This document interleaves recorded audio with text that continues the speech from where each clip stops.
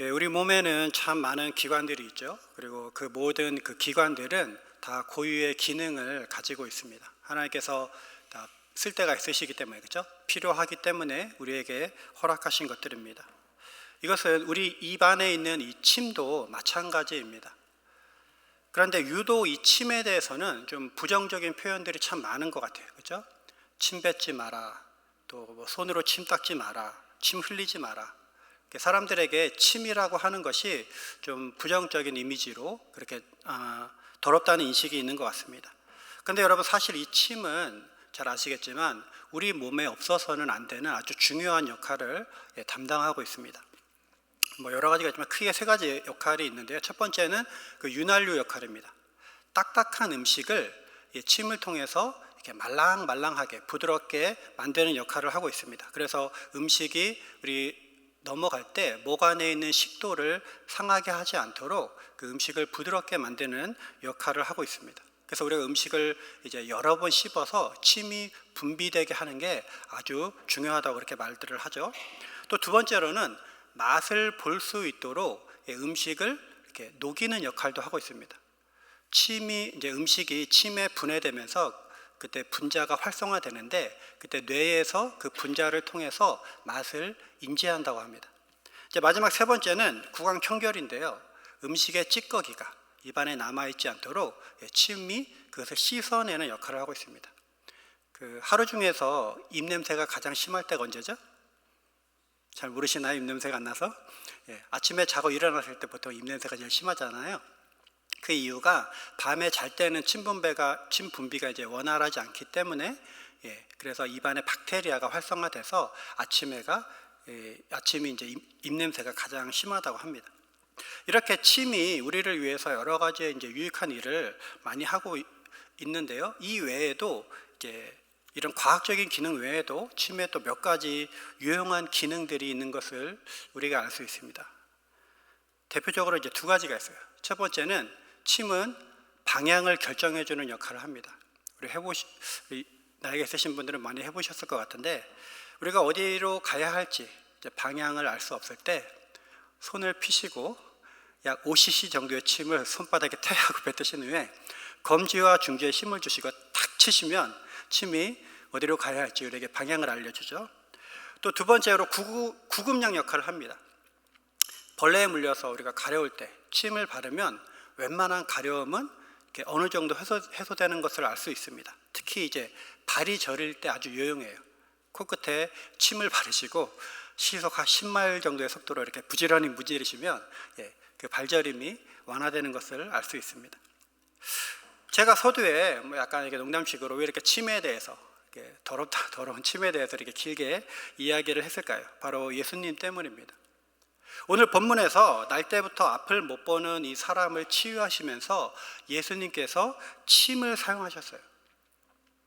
우리가 복음서를 이렇게 읽다 보면 예수님의 행동에 대해서 가끔 이해가 안 될 때가 있습니다. 그래서 성경을 읽는 우리로 하여금 도대체 왜 주님께서 이 상황에서 이런 행동을 하셨을까 하고 의문을 들게 하고 또 그 의도를 헤아려 보게 만드시는 경우들이 있는 것을 우리가 알 수 있습니다. 예를 들어서 오늘 본문의 바로 앞장인 그 요한복음 8장을 보시면 간음한 여인에 대한 이야기, 너무나 잘 아시는 그 이야기가 나옵니다. 그래서 거기서 이 여인이 잡혔을 때 예수님이 어떤 행동을 하셨습니까? 허리를 굽혀서 땅에 글씨를 쓰셨다고 나와요. 그런데 예수님이 뭐라고 쓰셨는지는 우리가 알 수가 없습니다. 성경에 그것에 대한 어떠한 정보도 있지 않아요. 그래서 많은 사람들이 도대체 뭐라고 쓰셨을까라고 궁금해합니다. 왜냐하면 예수님께서 아무런 의미도 없는 행동을 하셨을 리도 만무할 뿐더러 또 요한이 그것을 기록한 데에는 어떠한 의미가 있을 거라고 그렇게 추측하기 때문이죠. 그래서 많은 성경학자들과 설교가들이 예수님께서 왜 그런 행동을 하셨는지 또 뭐라고 쓰셨는지를 많이 연구하고 또 알려고 노력했지만 사실 정확한 이유는 알 수가 없습니다. 오늘 본문의 내용도 마찬가지예요. 사실 일반적이지 않습니다. 왜 굳이 예수님께서 침이라고 하는 것을 사용해서 병자의 눈을 고치셨을까요? 사실 우리가 이미 알고 있듯이 주님은 말씀만으로도 고치실 수 있는 분입니다. 그렇죠? 많은 사람들을 어떠한 특정한 방법이나 어떤 특정한 행동을 통해서 고치신 것이 아니라 말씀만으로 고치셨습니다. 내 죄가 사해졌다, 혹은 내 믿음이 너를 구원하였다라고 선포하셨을 때 많은 사람들의 병이 치유된 것을 우리가 알 수 있습니다. 그런데 이 앞을 못 보는 사람에게는 그렇게 하지 않으시고 굳이 침을 뱉고 또 그 진흙을 지지셔서 눈에 바르신 후에 실로암에 가서 씻으라고 하는 그런 번거로운 불편한 과정을 왜 거치게 하셨을까? 저는 이게 참 궁금했어요. 그래서 이것에 대해서 그 성경학자들의 여러 가지 해석들이 있습니다. 근데 그 중에서 이제 제가 생각할 때 가장 타당하다고 이렇게 여겨지는 해석은 두 가지입니다. 첫 번째는 칼빈의 해석인데요. 여기서 이 침을 통해 고치시는 것은 침에 뭐 어떤 특별한 약효가 있어서 그런 것이 아니라 무엇을 통해서든 하나님께서는 자신의 능력을 나타내실 수 있다는 것을 강조하기 위해서라는 거예요. 다시 말해서 하나님은 전능하신 분이시기 때문에 하나님의 능력이 나타나는 데는 어떠한 방법이나 어떠한 그런 수단들이 그런 것들로 인해서 제한받지 않으신다는 것이죠. 그 무엇으로도 우리 하나님은 얼마든지 자신의 능력을 나타내실 수 있는 분이라는 것을 보여주기 위해서 침을 사용하셨다는 것입니다. 뭐 설득력이 있는 해석이라고 생각해요. 그렇잖아요. 우리가 믿는 하나님은 전능하신 분이시고 그와 어떠한 것도 가능하신 분이시기 때문에 무엇을 통해서든 자신의 능력을 나타내실 수 있기 때문입니다. 물론 이것도 그럴듯하지만 제가 이해할 때 이보다 더 설득력이 있다고 생각되는 해석은 이거예요. 이 방법 자체가 뭐 어떤 큰 의미가 있는 것은 아니지만, 그래서 이것을 뭐 좀 일반적으로 혹은 보편적으로 적용할 수 있는 방법은 아니지만 예수님께서는 이 방법을 통해서 무언가를 확인하려는 의도가 있으셨다는 겁니다. 그리고 그것은 바로 시각장애인의 순종하는 마음을 보시려고 했다는 해석이에요. 저는 이 해석이 가장 맞는 것 같습니다. 한번 생각을 해보세요. 지금 주님께서 앞을 보지 못하는 시각장애인에게 지금 요구하시는 행동은 사실 쉽게 할 수 있는 행동이 아닙니다. 우리의 이해를 넘어서는 행동이에요. 그렇지 않습니까? 상식적으로 그렇잖아요. 침을 뱉어서 만든 진흙을 눈에 바르고 또 연못에 가서 씻는다고 해서 그 눈이 떠진다는 게 말이 안 되는 그런 발상이지 않습니까? 그렇죠? 말이 안 되는 요구예요. 그 주변에 있었던 많은 사람들이 예수님의 그런 행동을 보면서 또 그 소리를 들었을 때 아마 속으로 예수님을 향해서 미친놈이라고 욕했을 겁니다. 또 더 나아가서는 앞도 못 보는 불쌍한 사람을 갖고 장난친다고, 저 사람을 모욕하고 있다고 아마 욕을 했을지도 모릅니다. 하지만 그럼에도 불구하고 그런 주님의 요구에 그가 순종하는지를 보기 위해서 예수님께서 침을 뱉고 또 진흙을 눈에 바르는 방법을 취하셨다는 것이죠. 저는 이 해석이 가장 설득력이 있다고 그렇게 생각을 하겠습니다. 자, 한번 이 장면을 머릿속에 한번 그려보세요. 이 상황을 한번 떠올려 보십시오. 앞을 보지 못하는 사람에게 침으로 진흙을 만들어서 눈에 발랐어요.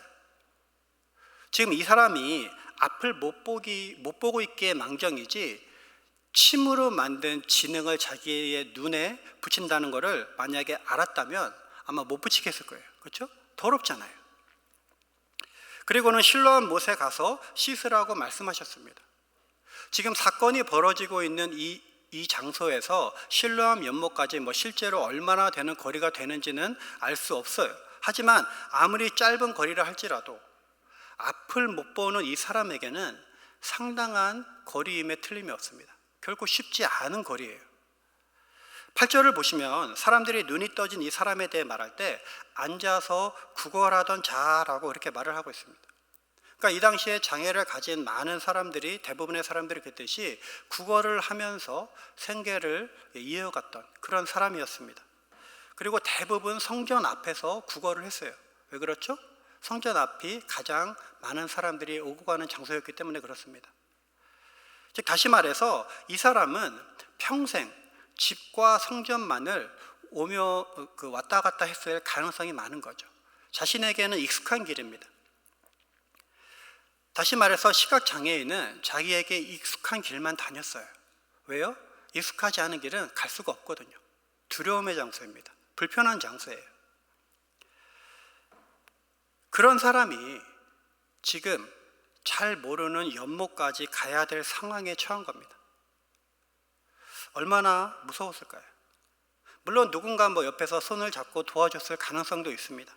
하지만 그렇다 하더라도 앞을 못 보는 이 사람에게 잘 모르는, 얼마가 될지도 모르는 그 거리를 걸어간다는 것은 결코 쉬운 일이 아니에요. 쉽게 내가 가겠다라고 대답할 수 있는 그러한 길이 아니었던 것입니다. 제가 한국에서 이제 안수를 받고, 목사 안수를 받고 34살에 교회를 개척을 했습니다. 그때 이제 한국은 지방이라고 하는데요. 그러니까 이제 비슷한 지역, 주로 이제 시로 얽혀 있는데, 제가 있던 그 시의 그 지방에서 이제 제가 막내다 보니까 지방 일을 하거나 연합 일을 하면은 이런저런 일들을 많이 시키셨어요. 목사님들이 이런저런 부탁을 많이 하셨습니다. 근데 이제 부탁을 하다 보면 제가 들어줄 수 없는 부탁들도 있잖아요. 일이나 그런 것들이. 그런데 제가 어떤 한 분의 부탁은 무조건 들었어요. 그분이 말하면 무조건 예를 했습니다. 왜 그러냐면 그분이 시각장애자셨어요. 이렇게 눈은 뜨고 있어요. 이렇게 저희처럼 이렇게 겉으로만 봤을 때는 이분이 시각장애인이라는 것을 알 수가 없습니다. 눈을 이렇게 뜨고 계신데 앞이 이제 보이질 않으시는 거예요. 정확한 병명은 모르지만 시력이 거의 없으시다고 하더라고요. 그래서 사모님께서 어디를 가든지 항상 옆에 같이 이제 붙어 다니셨던 그런 목사님이셨습니다. 그래서 사모님이 옆에서 어디에 계단이 있고 어디에 블럭이 있고 이제 이런 것들, 장애물이 있는 것을 다 항상 알려주셨어요. 또 식당에도 가면 같이 식사를 하면은 음식이 나오면 항상 손을 잡고서 여기에 김치가 있고 여기에 국이 있고 여기에 뭐가 있고 이렇게 항상 알려주셨어요. 그러니까 혼자서는 아무 데도 못 가시는 거죠. 낯선 장소에 가시면 늘 긴장을 하십니다.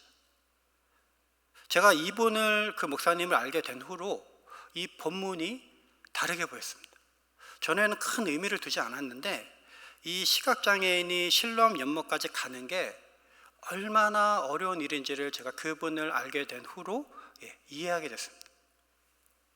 사실 어떻게 보면 지금 예수님의 요구는 앞을 못 보는 이분에게 이분의 형편과 처지를 배려하지 않은 조금은 잔인하고 지나친 요구일 수도 있습니다. 솔직히 말하면 잔인한 요구죠. 우리가 이미 이 행동의 결과가, 이 사건의 결과가 해피엔딩이라는 것을 알고 있기 때문에 그냥 좀 무덤덤하게 받아들일 수도 있는데, 그것을 배제한다면 사실은 예수님의 행동은 시각장애인을 배려하지 않는 무자비하고 무례한 요구예요. 누구나 다 예수님에 대해서 욕했을 것입니다. 또 다르게 생각하면은 그런 이유들로 인해서 이런 불편하고 말도 안 되는 요구에 대해서 대부분의 사람들이라면 따르지 않을 요구이기도 합니다. 말도 안 되는 요구죠. 지금 장난해? 지금 내가 앞을 못 본다고 나에게 이 사람이 날 막 이렇게 대하나? 이렇게 반응할 확률이 많은 요구였습니다. 지금 우리가 읽은 성경에는 주님께서 실로암 못에 가서 씻으라 하시니 이에 가서 씻고 밝은 눈으로 왔더라 라고 아주 간단하게 한 구절로 모든 상황을 담고 있지만, 사실 이 짧은 한 구절에는 이 시각장애인 분이 잔뜩 긴장한 채 두려움을 안고 얼마가 될지도 모르는 그 낯선 길을 가야만 했던 이 시각장애인의 염려와 근심이 이 구절에는 담겨 있습니다. 얼마나 걸렸는지 모르죠. 실제로 걸었는데 정상 사람이 10분이면 걸어갈 수 있는 거리인데 이분은 아마 1시간이 걸려서 실로암 못에 도착했을지도 모릅니다. 그곳까지 도착하는 동안 이 사람이 얼마나 많은 생각을 했을까요? 내가 제대로 가고 있나? 지금 힘들어 죽겠는데 앞으로 얼마나 더 가야 되지? 간다고 나을 수 있을까? 이렇게까지 했는데 안 나면 어떡하지? 별의별 생각을 다 했을 거예요. 저는 이 본문을 보면서 왜 도대체 주님께서 몸이 불편한 이 사람에게 굳이 이렇게 어렵고 힘든 방법을 쓰셔서 고쳐주셨을까라는 생각을 하게 됩니다. 앞에서 말했듯이 다른 사람들에게 했던 것처럼 네 병이 나았다, 내가 말하노니 눈을 떠라 하면서 말씀으로 고쳐주시는 쉬운 방법을 써도 되셨잖아요. 그런데 왜 주님께서는 굳이 이런 방법을 선택하셨을까요? 주님께서는 순종을 보고 싶으셨던 것입니다. 그렇습니다. 우리들을 포함해서 대부분의 사람들은 쉬운 방법이 있다면 왜 굳이 어려운 방법을 써서 사람들을 힘들게 하냐고 생각하기 쉽습니다. 내가 생각할 때는 이게 더 합리적이고, 내가 생각할 때는 이게 더 나은 방법인데, 내 경험상 이게 더 통하는 방법인데 왜 그렇게 안 하냐고 따지고 불평하기 마련입니다. 그래서 자기가 생각한 대로 되지 않으면 따르지 않죠. 자기가 원하는 대로 되지 않으면 순종하지 않습니다. 사람들과의 관계에서도 그렇고 또 주님과의 관계에서도 마찬가지입니다. 우리는 일반적으로 그렇게 행동합니다. 하지만 여러분, 내가 원하는 방식이 아니라서 안 가고, 내가 이해할 수 없기 때문에 안 가고, 또 몸이 힘들고 피곤하기 때문에 안 간다면 거기에는 치유가 없습니다. 거기에는 역사가 없죠. 또 주님과의 만남도 없는 것입니다. 오늘 본문에서 시각장애인의 눈을 뜨는 치유를 경험한 것은 그가 순종했기 때문이에요. 예수님의 요구가 자신을 불편하게 하고 또 앞을 못 보는 자신의 연약함을 배려하지 않은 조금은 잔인하고 무정한 요구를 하는 것을 그도 역시 알았지만 그럼에도 불구하고 그는 순종했습니다. 이 사람이 속으로 그렇게 생각할 수도 있겠죠. 아니, 내가 들어보니까 분명히 예수라는 사람은 옆 동네에서 안진뱅이에게 일어나 걸어라 하니까 일어났다고 하는데 나에게도 눈이여 떠져라 하고 외치면은 딱 될 것 같은데 왜 그 쉬운 방법을 안 쓰고 나는 이렇게 고생시킬까? 속으로 그렇게 생각했을 수도 있습니다. 하지만 그럼에도 불구하고 그는 순종했어요. 머리로는 이해가 안 됐지만, 보이지도 않는 그 먼 길을 걸어가는 게 겁도 나고 두려웠지만 군말 없이 순종했습니다. 그리고 그 결과 이 시각장애인은 치유를 경험하게 된 것입니다. 기적을 체험했어요. 순종을 통해서 살아계신 하나님의 아들을 만나게 된 것입니다. 사실 우리가 추구하는 이 믿음이라는 것은 상식적인 개념이 아니죠. 그렇죠? 보이지 않는 하나님을 믿는다는 것, 죽은 예수님이 다시 살아나셔서 부활하셨다는 것, 또 확인되지도 않는 천국에 우리가 죽어서 갈 거라는 것, 이런 것들은 다 상식적인 개념이 아니에요, 사실. 그렇죠? 믿지 않는 사람들의 눈에서 봤을 때 흔히 우리를 욕하는 것처럼 광신도라고, 그렇게 니네가 머리가 어떻게 돼서 말도 안 되는 소리를 믿는 거다라고 말할 수밖에 없는 그러한 것들입니다. 상식적인 개념이 아니죠. 단지 우리가 그렇게 믿는 겁니다. 왜 그렇습니까? 왜 우리가 이 말도 안 되는 소리를 믿는 거죠? 그렇게 말씀하신 주님을 믿기 때문입니다. 말씀으로 온 세상을 창조하셨고 말씀이 육신이 되어 우리 곁으로 오신 그분을 우리가 신뢰하기 때문이죠. 따라서 믿음이라는 것은 이렇게 무모해 보이는 것을 따르는 길이기 때문에 필연적으로 순종이 요구될 수밖에 없는 것입니다. 순종하지 않으면 도저히 갈 수 없는 길이 바로 이 믿음의 길입니다. 그리고 주님은 이 순종을 통해서 우리와 관계를 맺기 원하십니다. 단순히 얘가 내 말을 잘 듣나 안 듣나를 확인하시려고 그러는 게 아니라 나를 전적으로 신뢰하는지 아닌지를 보시기 위해서 때때로 우리에게 무리한 요구를 하시는 것이죠. 그렇잖아요. 누가 들어도 이해할 만하고 누가 들어도 납득할 만한 요구라면, 누가 들어도 이거는 따를 만한 이유가 분명한 그런 요구라면 그걸 따르지 않을 사람은 아무도 없습니다. 그렇죠? 그걸 통해서는 이 사람이 정말 나를 신뢰하는지, 나에게 순종할 마음이 있는지를 확인할 길이 사실은 없는 거예요. 이해가 안 되고 또 납득이 안 되는 요구를 해야 진짜 나를 믿고 있는지 아닌지가 드러나기 때문입니다. 사랑하는 성도 여러분, 오늘 말씀을 통해서 우리는 두 가지의 메시지를 발견할 수가 있습니다. 첫 번째는 하나님의 일하심은 우리의 생각과 다르다는 거예요. 하나님은 우리가 기대하고 원하는 방법대로만 우리를 인도하시지 않는다는 것입니다. 하나님의 방법은 침으로 만든 진흙을 눈에 바르는 것처럼 때로는 어리석어 보이기도 하고, 또 앞을 못 보는 사람이 앞을 더듬어서 힘들게 연못까지 가야 하는 것처럼 때로는 불편하고 위험해 보일 수도 있습니다. 때때로 하나님은 우리가 확실하게 알고 있는 쉬운 방법이 아니라 순종하기 어려운 힘들고 고통스러운 방법으로 우리 안에서 일하실 때도 있다는 것입니다. 하지만 그러한 방식이 전혀 이상한 것이 아니라 하나님의 방식이라는 것을 우리가 반드시 기억해야만 합니다. 오늘 사건을 통해서 예수님께서는 시각장애인이 눈을 뜨는 기적을 본 모든 사람들에게 순종이라는 것은 이처럼 때때로 불편하기도 하고 힘들기도 하고 또 어려운 일일 수도 있지만 그럼에도 불구하고 감내해야 하는 일임을 우리들에게 보여주고 계십니다. 그래서 비록 무모하고 어리석어 보이는 방법일지라도 우리가 순종하면 기적을 보게 된다는 그 진리를, 너희가 순종하게 되면 하나님의 역사를 경험하게 된다는 그 진리를 우리들에게 보여주고 계신 것입니다. 따라서 우리의 생각 안에 특정한 하나님의 방식이라는, 하나님의 일하심이라고 하는 카테고리를 만들어서는 안 되는 것이죠. 우리가 참 많이 실수하는 것 중에 하나가 우리의 생각 안에 하나님의 일하심을 제한할 때가 참 많다는 것입니다. 우리의 경험을 통해서, 우리가 아는 상식과 지식을 통해서 이러한 상황에서 하나님은 이렇게 일하실 거라고 우리가 스스로 예견하고 스스로 생각하고 또 하나님께서 그렇게 일하시기를 기대할 때가 참 많아요.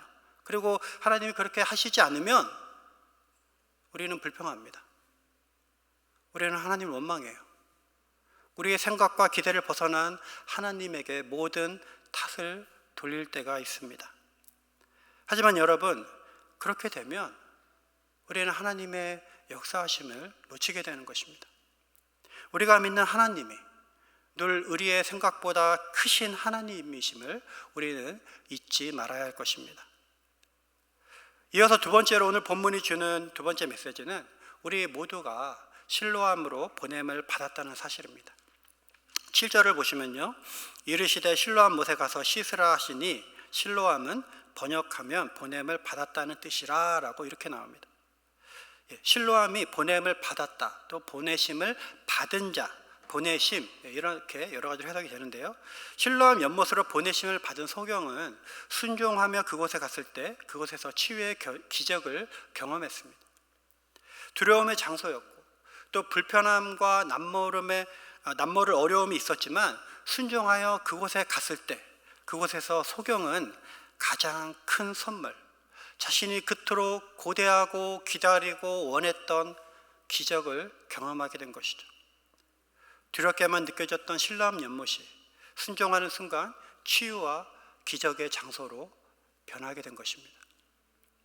여러분, 우리도 마찬가지죠. 우리 모두에게는 실로암이 있습니다. 우리 모두는 보내심을 받은 자죠. 보내심을 받은 장소가 있습니다. 다시 말해 주님께서 주신 사명이 있는 거예요. 그것은 여러분의 직장이 될 수도 있고 또 비즈니스가 될 수도 있고 가정이 될 수도 있고 교회가 될 수도 있습니다. 그리고 그곳에서 여러분은 소경이 겪었던 그러한 어려움들과 매일매일 직면하실지도 모릅니다. 낯선 곳을 가야 하는 두려움, 갑자기 생길지 모를 어떤 장애물에 대한 염려들, 보이지 않는 내일에 대한 불안함들, 나의 불편한 육신과 또 건강에 대한 염려들, 이런 것들로 인해서 우리가 고민하고 괴로워하며 왜 다른 사람에게는 이런 어려움이 없는데 왜 하나님 나에게는 이것을 허락하셨습니까? 저 사람은 잘 사는 것 같은데 왜 우리 가정은, 우리 아이는, 내 비즈니스는 왜 이렇게 험난한 길을 걸어야만 합니까? 남들은 코로나에도 그래도 잘 버티고 별로 어려워 보이지 않는데 왜 나에게는 이렇게 힘든 시간을 허락하셨습니까? 라고 하나님을 원망하며 불평했을지도 모르겠습니다. 하지만 그럼에도 불구하고 그것이 하나님의 일을 나타내고 하나님의 영광을 드러내기 위한 일이라면 우리가 지금 겪고 있는 불편하고 어리석어 보이는 모든 일들은 다 사명인 줄로 믿습니다. 예수님께서 3절에서 아주 중요한 말씀을 하셨어요. 예수께서 대답하시되 이 사람이나 그 부모의 죄로 인한 것이 아니라 그에게서 하나님이 하시는 일을 나타내고자 하심이라. 지금 2절에서 제자들이 질문을 했습니다. 이 사람이 날 때부터 앞을 못 보는 이유에 대해서 그게 누구의 죄 때문이냐고 예수님께 질문을 해요. 그런데 예수님은 그것이 그 사람의 죄도 아니고 그 부모의 죄도 아니고 그를 통해서 하나님이 하시는 일을 나타내고자 하심이라 라는 대답을 하시게 됩니다. 사람들은, 이 당시의 사람들은 죄의 관점에서 접근했어요.